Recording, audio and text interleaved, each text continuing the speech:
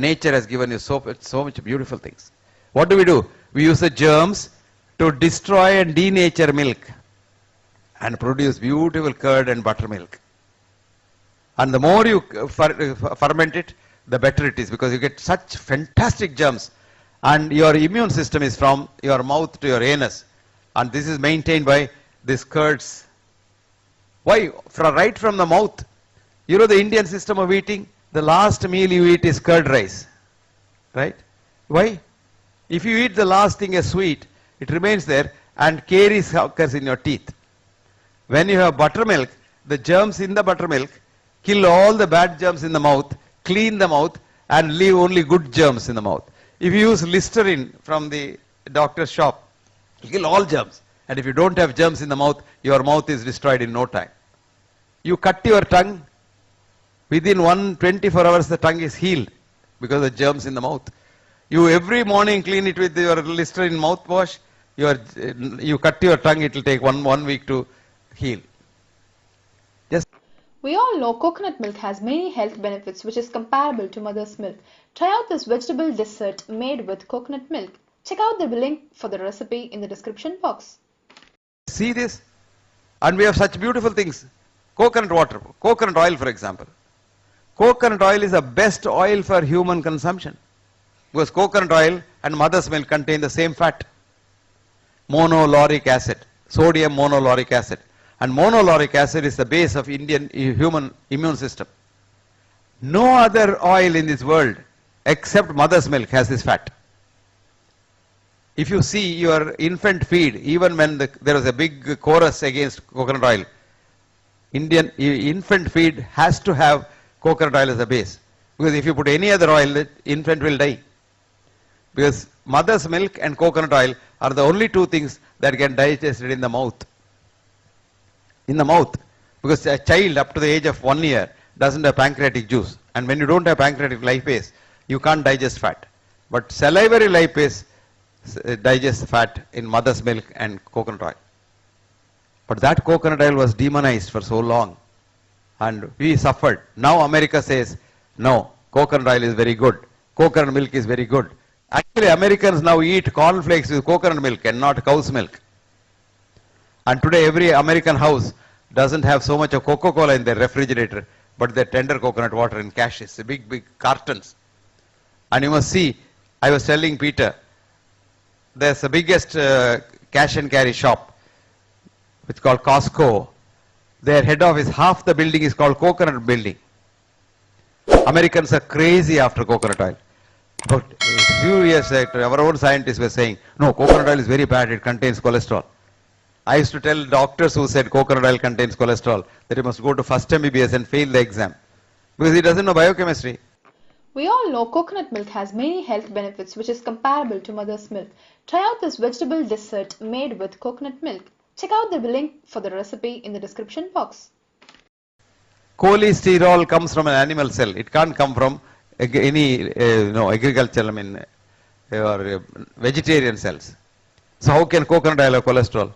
So we created caste system among fats to say cholesterol is saturated fat, unsaturated fat. It's our own classification. We created that. And scientists were created for saying that to make money. The reason was in the 30s, there was a big depression in America. And up until the 30s, even bread was made with coconut oil in America. But the American farmers revolted and said, our soya bean is dying, and if the government doesn't do something about it, we will all go on strike. And if the farmers go on strike, the American president cannot be elected. So they called a few scientists, Sarkari scientists, and said, create a monster out of coconut oil. And they were there ready with their papers, beautiful papers published in the glossy journals. And they said, coconut oil is saturated fat, and saturated fat is very unhealthy because it becomes cholesterol and triglyceride and what have you. And they built a big empire on fat. This lasted for about 20 years. Then came another era called the sugar era. In England, there was a big scientist called, what's his name? Hofbrand. And Hofbrand produced the same data on cane sugar. Death rate due to heart disease in x-axis, y-axis, and sugar consumption x-axis, straight line. So he wrote a paper, Pure, White and Deadly. The most important cause of death is sugar and not fat. what they all missed is when two things go up concurrently in society, they always have this relationship, straight line. But it's not cause effect. It's like saying, what's your normal blood sugar? Who knows your normal blood sugar? My normal blood sugar is different from your normal blood sugar. What we are talking is average sugar. If 100 people's blood sugar is plotted, it will be a Gaussian curve. And what we have done, we took the mean plus 2 standard deviation, that is a statistical terminology, and made it as normal, which means all the other normals who are outside the mean are all called false positives. So if a patient goes in, comes out a patient, if a man goes into the doctor's checkup, he comes out as a patient. And if today we can check about 750 parameters of your body, called the total body scan. And if each parameter has about 10% false positives, imagine if 100 people go out, 7,500 people come out as patients. Beautiful business for us. This is called disease mongering. So we have to really go and find out what is good for food, and very minimal food, but food must be without chemicals and fertilizers. The last thing, what has food got to do with various diseases? And how do you treat food? Food can be your medicine. We have a new study on millets. How many of you have done that? Millets. Millets are beautiful because we killed ourselves by depending on two things. Water-rich vegetables, water-rich crops, and then of course the various other things associated with that. Rice and various IR 180, this, that, and all kinds of rubbish. Diabetic, eat chapati.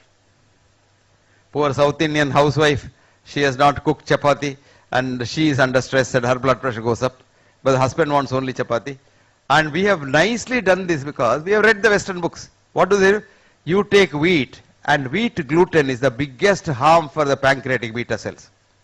So if you take wheat, you become a permanent diabetic for the rest of your life. So we want to have more business. If you take your own rice, brown rice, kaikuthalarsi, you must see, there's a beautiful chemical called metadicol, which has got now US patent as the best medicine for so many diseases, including diabetes. And we don't eat that. And we have been eating it for all our generations. We have been eating brown rice.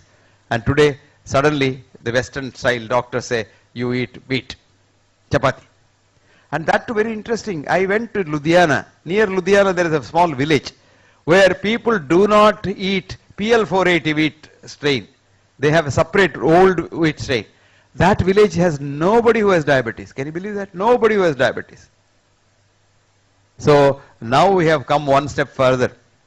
We are depending for our seeds on some big Western companies. Terminator seeds.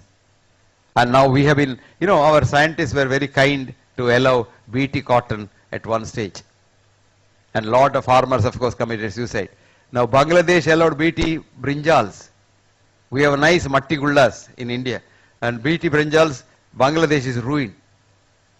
Now genetic engineering is another way of controlling the world through technology and money. We all know coconut milk has many health benefits which is comparable to mother's milk. Try out this vegetable dessert made with coconut milk. Check out the link for the recipe in the description box. So the world has to be controlled through technology and money. You are spoiling our health. So friends, agriculture is very important for human health. You must produce enough for all people to avoid malnutrition or subnutrition, calorie subnutrition. And we have enough to eat, but don't overeat. As long as you eat, ideal thing is you must eat what your ancestors have been eating. You are not sitting in India, you are not eating olive oil. Olive oil is good for Mediterranean people, not for you. For you, coconut oil is what God has given you. And that's the best oil for you. Or gingerly oil. Or any other oil that is good for India. We take fruits from the Mediterranean place for our fruit. No, our best fruit here, the best fruit, it must be fresh fruit because you can't get apple. Apple has to come from say Kashmir. When it comes to Chennai, there's nothing in it. Every 24 hours, 25% of the nutrients go. And you have nice water with junk which you pay through your nose. But you see your guava. I tell you, it's the best fruit for disease treatment. And the ideal thing for constipation, because as you age older and are very tense, you're all constipated. So this is very interesting. And you get it fresh. You, on the roadside, you have still the leaves sticking onto that. 100% fresh. And banana, our own banana. But what do? We create the yellow color by giving chemicals and fertilizers. No, your own homegrown, kitchen garden grown. But in America today, you can't have a kitchen garden. Do you know that? Because the large companies influence the government, saying that if you grow a kitchen garden, you are arrested. You can't have your own cow because the milk sold in the dairies is poisonous. No, you are arrested. Which means the governments are trying to help the industry, and I request government of India should not do that, because we are not aping the West. Friends, food cannot be divorced from health. Health and food are very complicated. And people who don't know what human health is should not meddle with advising the government about food and agriculture. So you must have a holistic approach. When you deal with food, you must know what the food is eaten by whom. Whether it's animal or human being, you must know something about the human being. Here what happens? Science is divided. We don't have holistic scientists. We have reductionist scientists. So this reductionism will destroy science forever. Because the second law of thermodynamics says anything that divides eventually disappears. Thank you very much. Thank you all very much.